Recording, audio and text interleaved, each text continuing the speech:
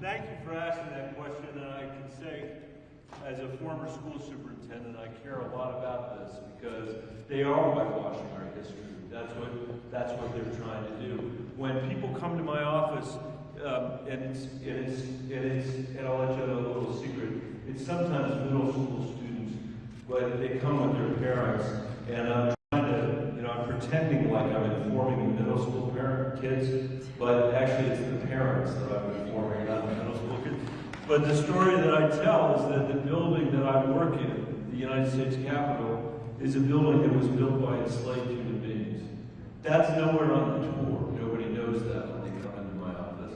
And I remind people that this country has as its origin, on the one hand, the highest ideals that have ever been written on the page, and on the other hand, the worst impulses in human history. In our case, human slavery and the genocide of Native Americans.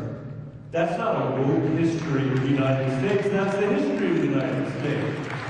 That's the history of the United States. And if we don't understand it in detail, then we don't understand the fights that have led us to the moment that we're in.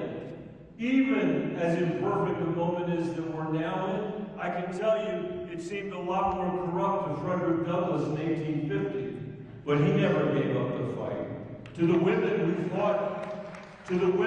fought for 100 years for the self-evident right to vote, who died without anybody knowing who they were. To John Lewis, who sacrificed his skull on the Edmund Pettus Bridge for the sake of democracy, not for John Lewis. And that's the history that we are whitewashing, that they are whitewashing. And it's critically important for you to teach young kids in America, many of whom feel right now that the system is so corrupt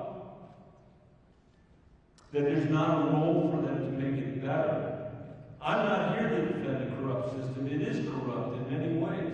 It is corrupt in many ways. But if all those people didn't give up, and think of how corrupt John Lewis must have thought the country was when he was on the Pettus Bridge, and they didn't give up, we have no right to give up either. And we gotta fight this through to the end of